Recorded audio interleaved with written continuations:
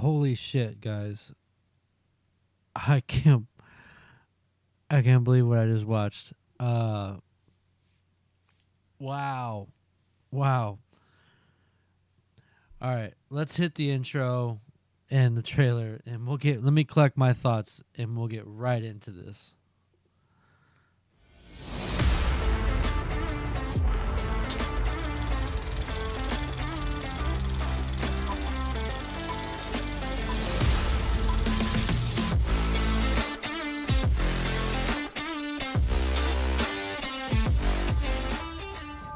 Red, you're angry, aren't you? And I can see it on you. It's all over you. You hate yourself. He's eating you up because you ain't done a damn thing about it. I don't think you came here for my help. I think you want my permission, Red. You want to get your hands on somebody, you want to hurt them. Maybe a little bit scared about what that means. But you're gonna keep eating. And eating. And eating. Cause you know they're breathing the same air you're breathing.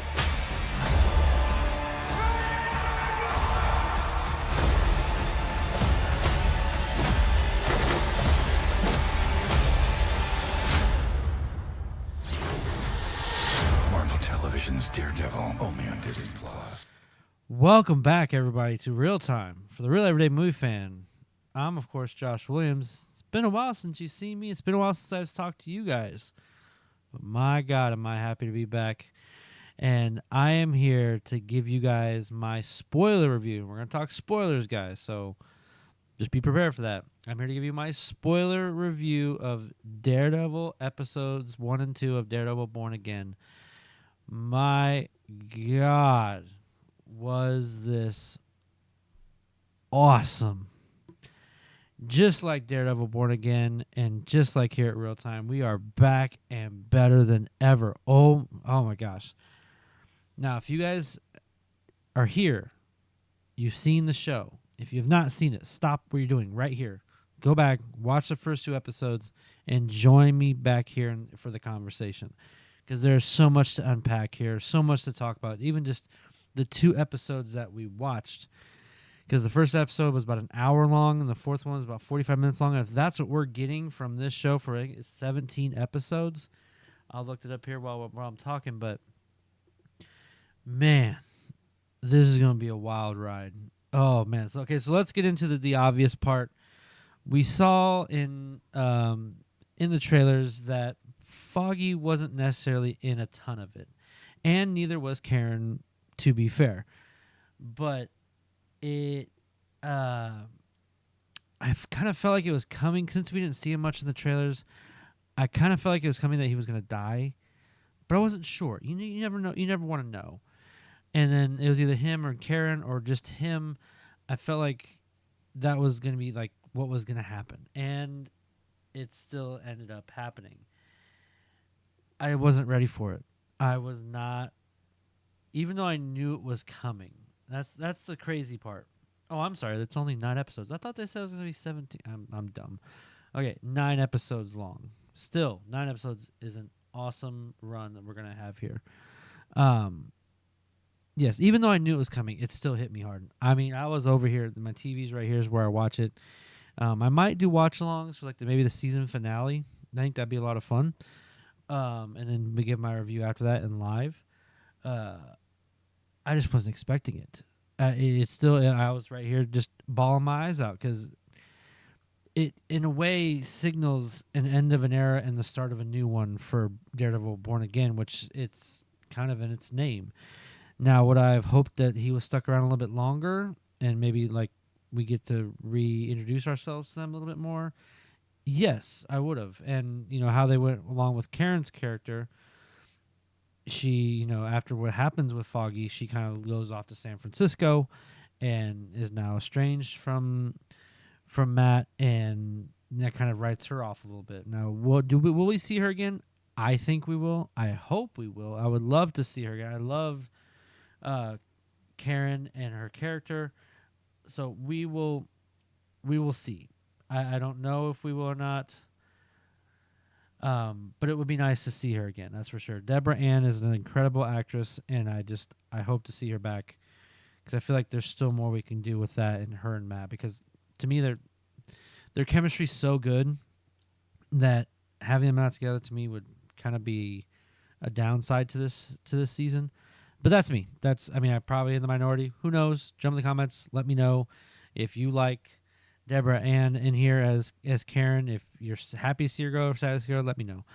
But man, and also seeing Bullseye back, the guy who originally played him in season 1, Wilson Bethel, seeing him back, it was kind of great. It was kind of, I think the reason they did that with this cold opening was to reintroduce us to what happened with seasons 1 through 3 and Netflix. So to do that and have it kind of resolved the way it did made sense, and now they're kind of, Disney's showing us that was part of the past. This is now the new future, which they're already starting to, even though they're doing that, they're still bringing back old characters. Of course, like John Bernthal is going to be here in The Punisher soon. We see in the trailers. Oh my God, I'm so excited when he comes back. And we'll talk about that for episode 2 here in a little bit. The little Easter egg we got there. I hope you guys caught it.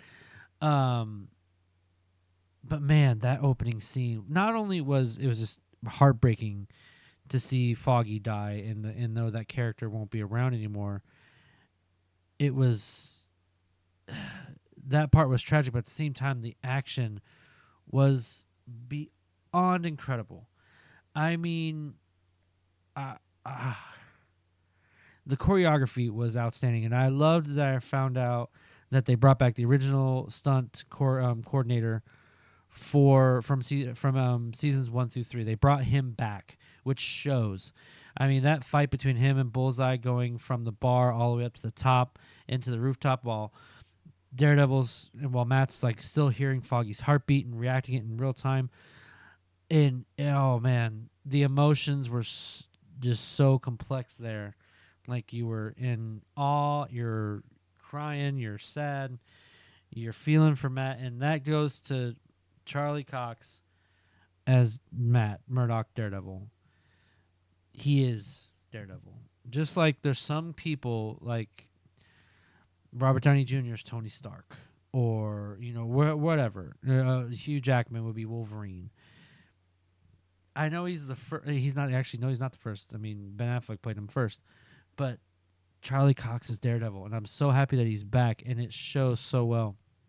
And even for me with Wilson Fisk, with Vincent D'Onofrio, same thing. I love him as Kingpin. Now Ryan would disagree with you, and I think he's going to try and come on here for episode 3 for when we do a review of that. But his character was amazing when you go from what we saw. So after the big fight happens between him and Bullseye, he almost kills him, by the way, which was insane. I didn't even expect that to happen. We go like 1 year later. Now I did do some research here about like where it fit in the timeline as far as the prologue and then where we were a year later. Apparently the prologue happens kind of basically a month or so after She-Hulk, because I know because he was in She-Hulk, of course. Echo was way before that, and so it kind of takes place in that area. So it's good that we do that now that that's part of the past, and this is looking toward the future, which is a much more bleaker in his life. Even though a year has passed on, you can still see it's traumatizing for him that he lost Foggy the way he did, and almost blames himself a little bit because of the Daredevil himself, which is why he hangs him up, because he feels like he caused his best friend's death of being this vigilante or superhero, whatever you want to call him, the devil of Hell's Kitchen. And so I love that we're going with that theme and exploring that side of it, because he did hang it up essentially in season 3, but it was for a different reason. To me, this one I think hits much harder and more complex that we're going to explore as the season goes on. And of course, he will eventually don it again. Something will happen, I'm sure, with Wilson Fisk, and it'll be awesome. But I think it's going to be good to explore these first few episodes of him dealing with that trauma, dealing with that regret, and exploring that through the acting and through the storytelling. I'm so excited for that part too. But man, so Wilson's mayor now. Of course, it goes based on the comic books that you've seen before. I can't remember the exact names. We don't have Ryan or James here to tell me that. They're much better at that than I am. But man, I don't know about you guys. Let me know again in the comments. Do you think Vanessa rigged it for him to win? I think he rigged it to win, because there's no way he knew he was going to win. And based on what we saw him do with the commissioner, he's back to his old ways of strong arming and threatening people to get his way. So I feel like he claims he's a different Wilson Fisk, but he's the same. I mean, just like how Matt Murdock's, I love the duality there too. That kind of want to explore. I'm excited to see explore. Fisk thinks he's a changed man. He's not the kingpin that he used to be. He's someone different now. And Matt thinks the same way. He is no longer the devil of Hell's Kitchen. He's Matt Murdock now. He's locked that side away from him.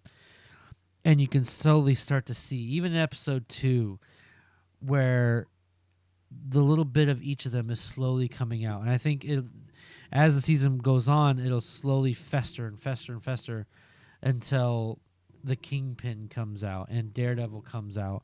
It's just something that's just going to eventually boil over between the two characters. And I love that, again, that duality of they think they're changed people, each for their own different reasons. But the city needs Matt Murdock, and eventually the Kingpin cannot stop being the Kingpin. So I'm excited to see how that progresses, and I'm pretty sure it will. And as long as the storytelling is good, yes, I have a feeling I know what the ending is, even though I don't know. But it's going to be great to see. But what I loved is that we got that prologue, and even throughout the whole rest of the first season, it was just all story and acting. That diner scene, holy shit. That was tense. The cinematography, the camera work, not just in that, but in everything. But especially for that, it's just two guys at a table talking. And the acting with Vincent D'Onofrio, he can't bring himself. If you've noticed, and this is great on the director's choice, he can't bring himself to look at Matt.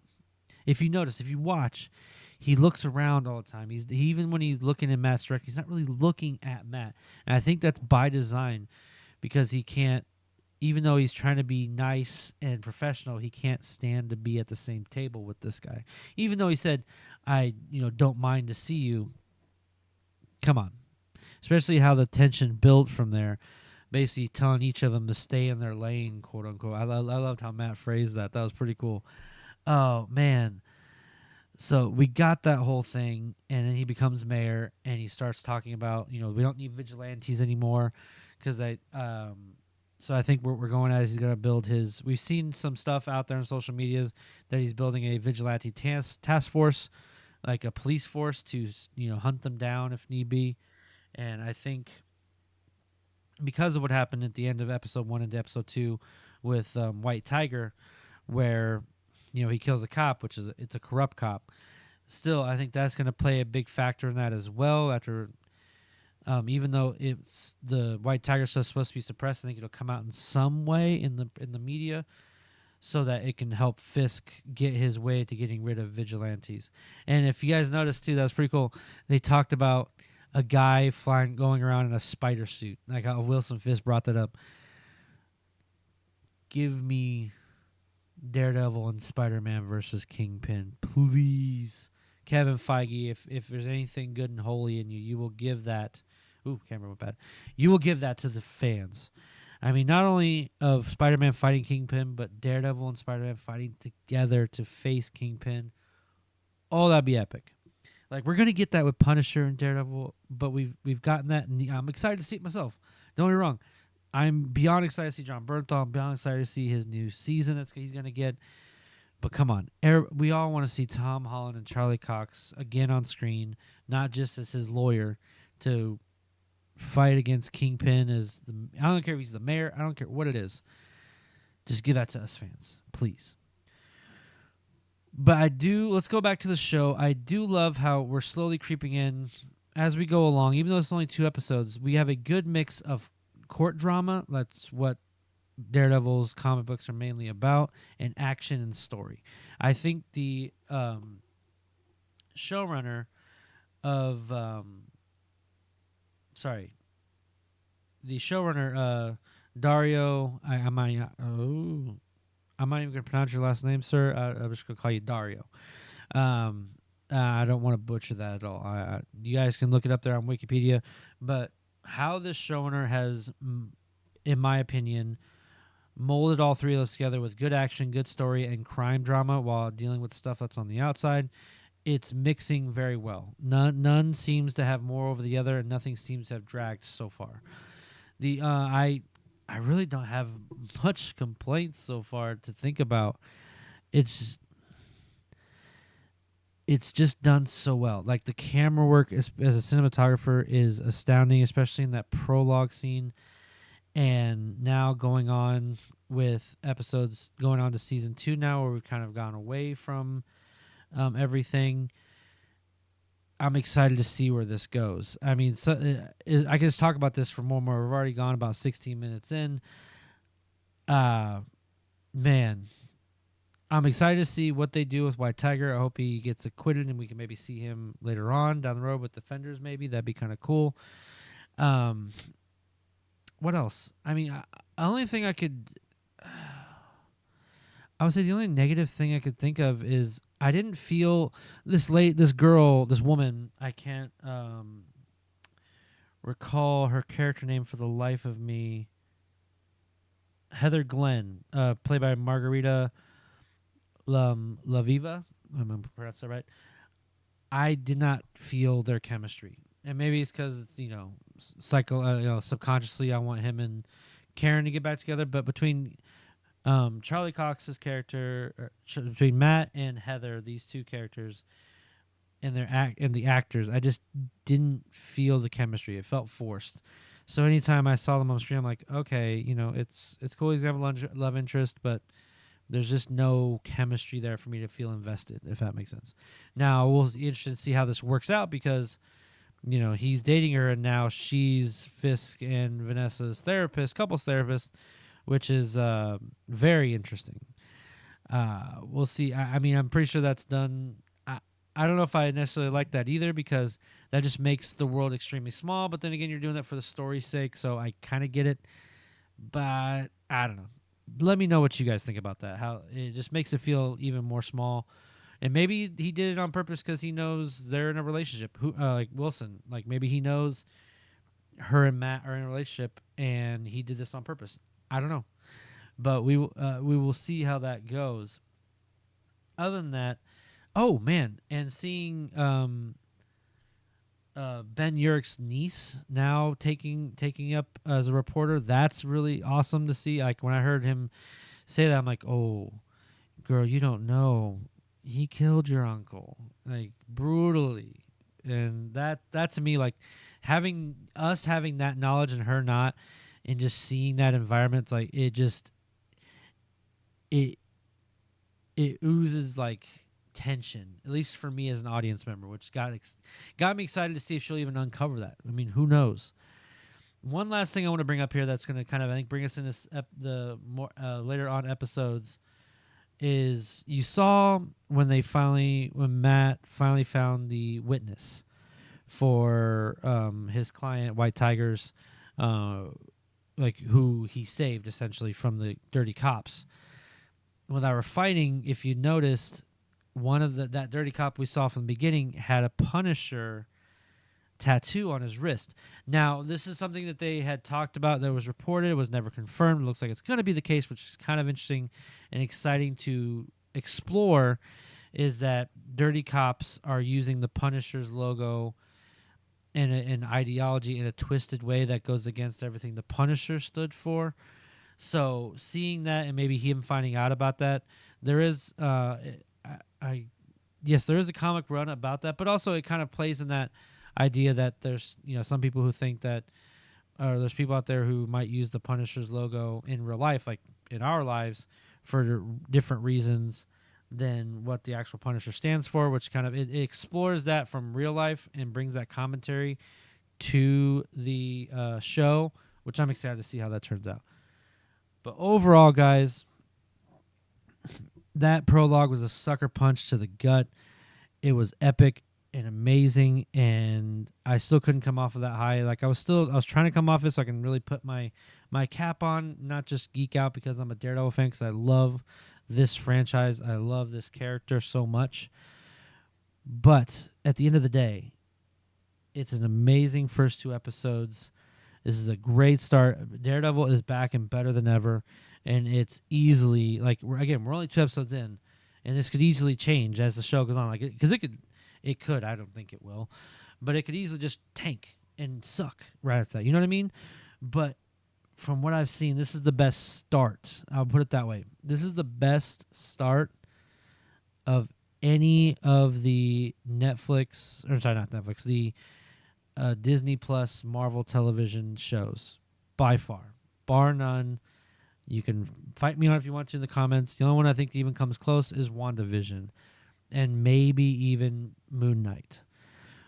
But this one it hit so different, and the acting is extremely superb, thanks to Charlie Cox's character. And I can't wait. Next Tuesday can't come quick enough. I'm going to give this, for episode 1, a 10 out of 10, and I'm going to give episode 2 a 9.5, only because the chemistry between him and his new girlfriend I didn't quite feel, and just that whole idea that it's such a small world that she is also now Fisk and Vanessa's, therapist. Does that mean what I mean? So I don't know if I quite buy that as far as logically speaking goes. But that'll do it for me, folks. Thank you so much for watching. Thank you for coming back and watching. I've been gone for so long. I can't give you reasons why, but I'm back now. I want to talk about the show every week because it is my favorite show. I want to try and do more. All I can do is I can't make promises, but I do want to do more. And if it comes up, I will do it. I'll try my best to. I am just happy that I get to talk about this now with you guys, and hopefully get to talk about this. Not hopefully, but get to talk about this with you every week as we explore this new era of Daredevil. That'll do it for me today. Again, I'm Josh Williams. If you like what you watched and you like this content and you like my channel, please subscribe, hit that like button so you can see all of other content we have for you here coming up here soon. I know Ryan wants to re-explore. I don't know, that was weird. Huh. Well, folks, my camera, you see there, I kind of seem to have gone away there. That was a weird thing that my camera did. Yep, well, I'm frozen. Okay. Well, folks, thank you so much for watching. I know Ryan wants to do a couple more things like we did before with Shakespearean movies. Hopefully we'll get into that. But thank you so much for watching, and thank you for keeping it real with ReelTime. I'll see you next week.